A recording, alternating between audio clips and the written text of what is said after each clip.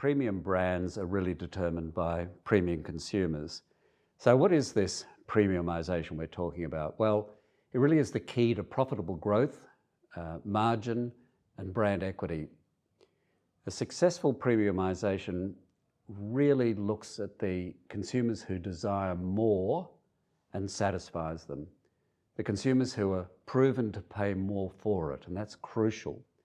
Premiumisation drives profitable growth, revenue and margin by increasing customer perceived value. It delivers more money per unit of products sold, that critical gross margin. And at the heart of any successful premiumisation is the understanding of how different consumers perceive and assign value differently. And finally, if brand equity is the commercial value derived from customer perception, then premiumisation is the vehicle by which that value is delivered. Now, if we just look at Fever Tree tonic, my favourite tonic on the right-hand side, once upon a time Schweppes dominated the entire tonic water market.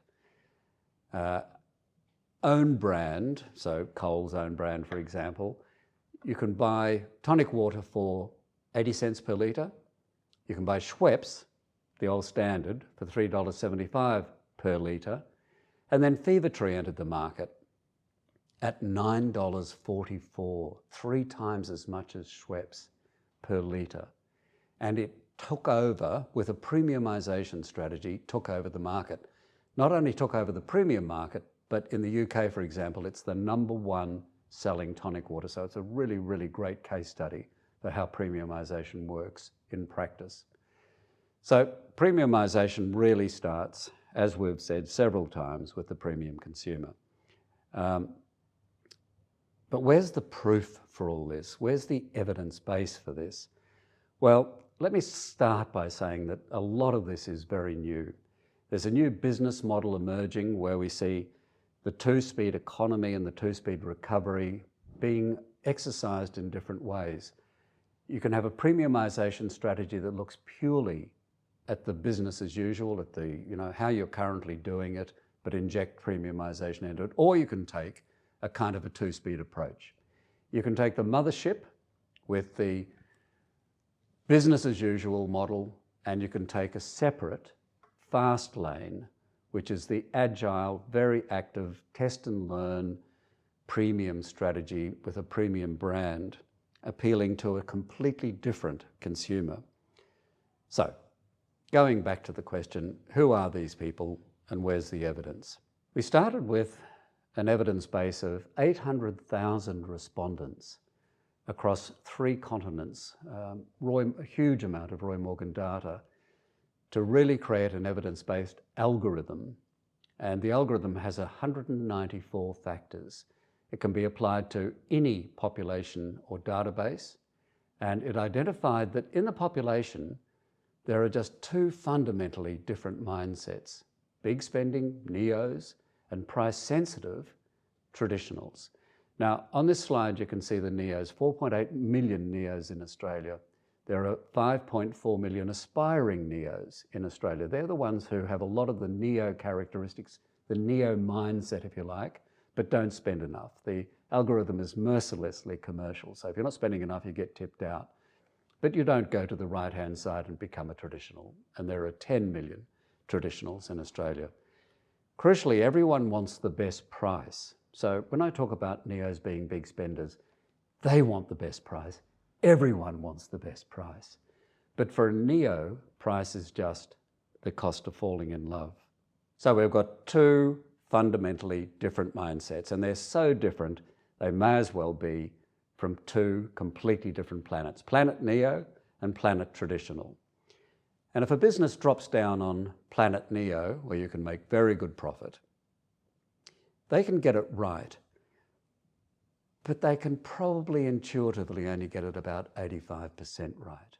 This is exactly what happened when the wonderful Stephen Bennett founded the New George's in Melbourne back in 1998. He really created a wonderful new department store, a completely new concept. It was beautiful. People loved it. Not enough people loved it, but people loved it. And towards the end of the first year of operation, he said, Ross, it's just not going the way we want it to go. And we sat down and I ran through the things that the Neos would have preferred him to have done. The 15% that he didn't do. He got it 85% right. He was a genius. But the 15% just was going to kill it. And the day after we met and I told him what he needed to have done and the colour drained from his face, the very next day it went into liquidation. So this is very much a matter of winning and losing.